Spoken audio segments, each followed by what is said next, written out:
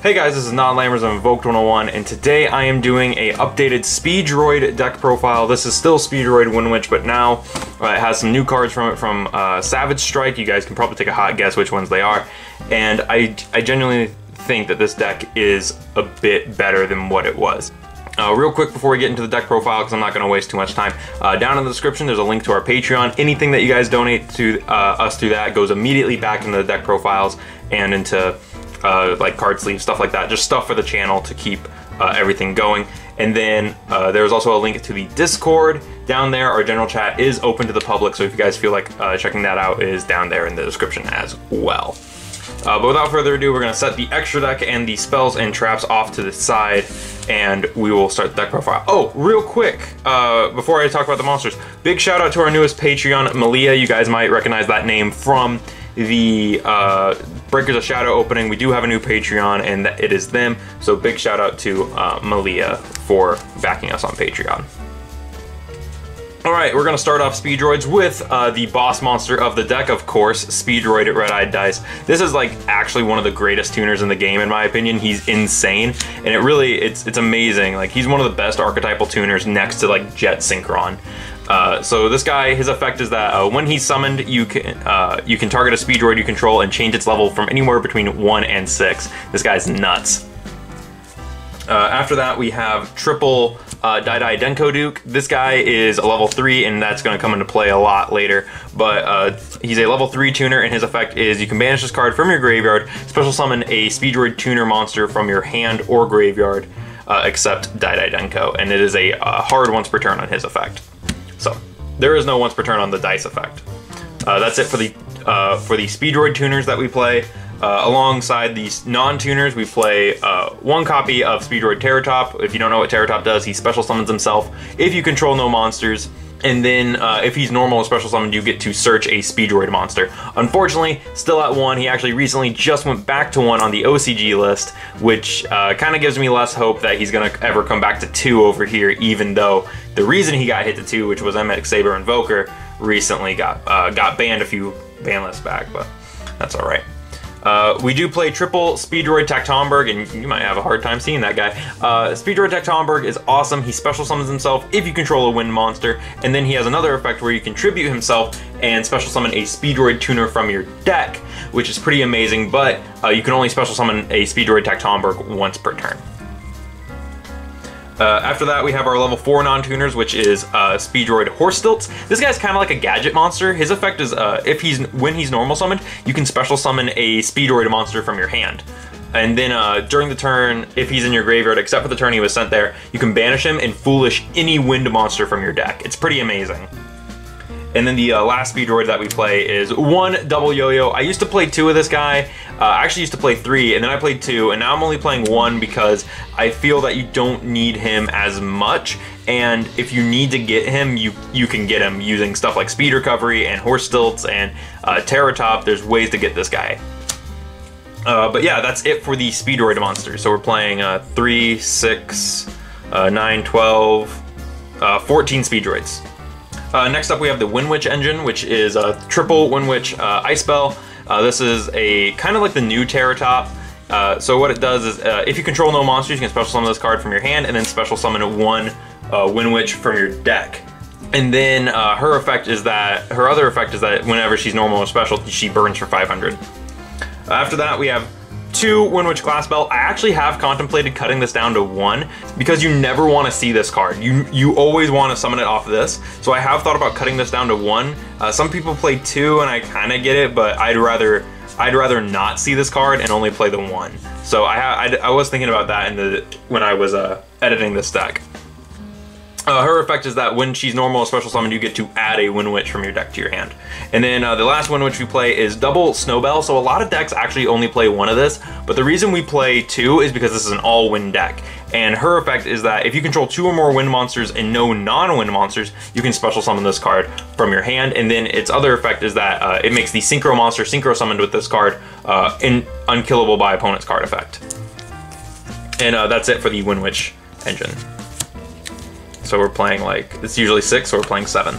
And then for the last engine in the deck, we are playing 1 Psychic Wielder and triple Psychic Tracker. So these guys are pretty new. They're from Savage Strike, and they both have the effect of if you control a level 3 monster other than Wielder or Tracker, then you can special summon them from your hand. Wielder has a big effect over here, and his effect is you can only and I believe both of them say you can only special summon them once per turn this way. I think Tracker might not. You can only special summon Psychic Tracker once per turn this way. Yep. Okay, so Wielder says the same thing, and then he has another effect that says, if this card is sent to the graveyard for the synchro, as a synchro material, you can target 1 monster on the field with less attack than the synchro monster that was sent on the, sorry. You can target 1 monster on the field with less attack than the synchro monster that used this card as a material, destroy it. You can only use this effect of Wielder once per turn.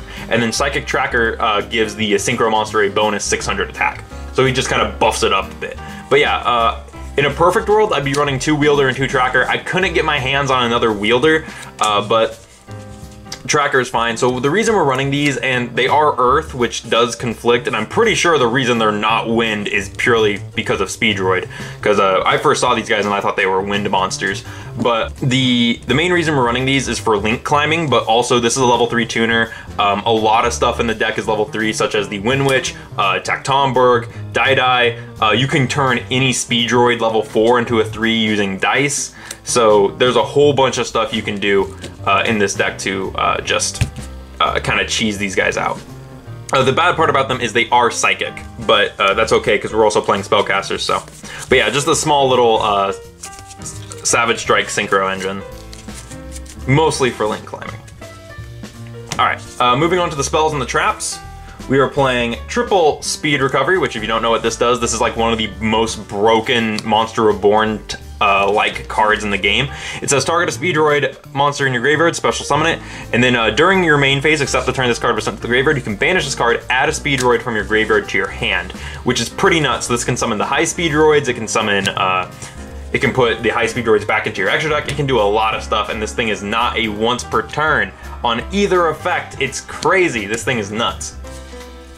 After that, we have double Return of the Dragon Lords. This is to bring back Crystal Wing and Clear Wing, and also Black Rose Dragon, because we do play that. So if you guys don't know what this card does, it says target a level 7 or 8 dragon in your graveyard, special summon it. If a dragon monster you control would be destroyed by battle or card effect, you can banish this card from your graveyard instead. So it has a little bit of protection. After that, we're playing double Called by the Grave, because there is some stuff in this deck that can get hit with Called or hit with hand traps. So using Called by the Grave is a nice little bonus. Double limit removal, because we do have a lot of machines in the extra deck, and this is mostly for Chenbara OTK. We used to not play the limit removal because we only had 1, but now that after it went to 2, I've been playing 2 in like almost all my machine decks that are a little bit lower tier. And then the last spells that we play is 1 Monster Reborn and 1 for 1. This summons the what is it? Dice and the Windwitch. That's what it is. The Windwitch level 1. So that's what that gets out. And that's it for the spell cards. For the trap cards, we have double Solemn Strike, just because this is a bit of a slower deck, but Solemn Strike is a piece of back row, so, you know, and back row is more prevalent right now, but Solemn Strike is still a really good card. And then 1 Warning and 1 Judgment, just for the extra negates. That's it for the main deck. I think it's like a 41, 42 card main deck. Alright, for the extra deck, we are playing double High Speedroid Chenbara. This card is nuts. He can attack twice. Whenever this card battles, it gains 200. So he goes up to 24 like the first time you summon him. And then, but if you use limit removal on him, he's practically an OTK, which is why we're playing 2 of them. Next to that, we have 1 High Speedroid Kendama. Kendama has the effect to banish a card from the graveyard and burn your opponent. He also has piercing damage, and then he has another effect where if you control no cards, you can special summon this card from the graveyard. So he gives you a little bit of recovery if your board gets wiped. Speaking of board wipes, 1 Black Rose Dragon for the board wipe, 1 FA Dawn Dragster. I put this in there for the negating that he does, because he removes, like, he drops his own level and then negates stuff. But basically what you're going to be doing is summoning this guy in defense mode, because the most attack he's going to get is like something off of Psychic Tracker to give him a bonus 600, and yeah, he's not going to be strong for long. So, and then I guess you could limiter removal him because he is a machine. After that, for our other level 7s, because I'm gonna move these guys out to the side because they're just gonna get in the way. For our level 7s, we have one Windwitch Winterbell. This card is pretty crazy. It just helps the Windwitch burn strategy, so there's that. One Clearwing Fast Dragon. This guy has a quick effect to negate stuff on the field. He's kind of like a Hot Red Dragon Archfiend Abyss, except it has to be a monster special summon from the extra deck, which is the main reason that I think people don't play this guy. And then 2 Clearwing Synchro Dragons. This one, I think, yeah, this one's kind of weird, and you can see the secret raring through like the entire card. But I really like this Clearwing. He looks dope. But yeah, Clearwing, just because he helps you climb into Crystal Wing, who we play 2 of. And you might be saying, oh, that's a lot of synchro monsters for the extra deck. Yeah, well, it's a synchro deck. And with all the, like, you can bring back this guy, you can bring out this guy, and in the future, once we have the Speedroid Link monster, there is some stuff in this extra deck that does get cut, which is a little unfortunate, but that's just the way that Speedroids are gonna be going.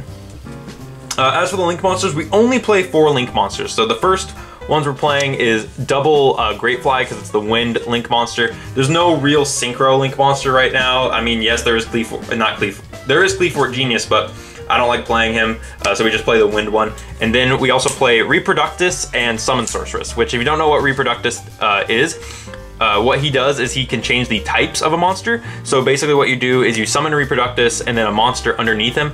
You change the monster to a dinosaur and then you link them together and that makes Summon Sorceress. So he just makes, he turns any cards into Summon Sorceress. Especially since he's generic, he just requires 2 monsters. And there we go. And then Summon Sorceress is Summon Sorceress, it's broken. But yeah, so that's it for Speedroids. I really like Speedroids. I still think that they're a really fun deck. I think that they're still pretty okay, and I think that as a casual deck, you can still play them even now.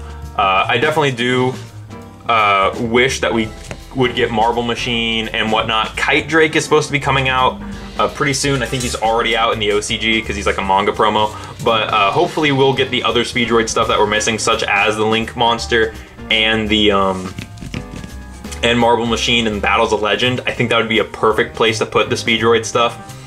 But yeah, anyways, tell me what you guys think in the comments below about this deck. Tell me if I'm missing something or if something can be improved, because I am always looking to improve Speedroids and I want this deck to be as good as it can be. Aside from that, another big shout out to Malia for backing us on Patreon. And once again, our Patreon and our Discord are both in the description below. Thank you guys for watching, and I'll see you in the next video.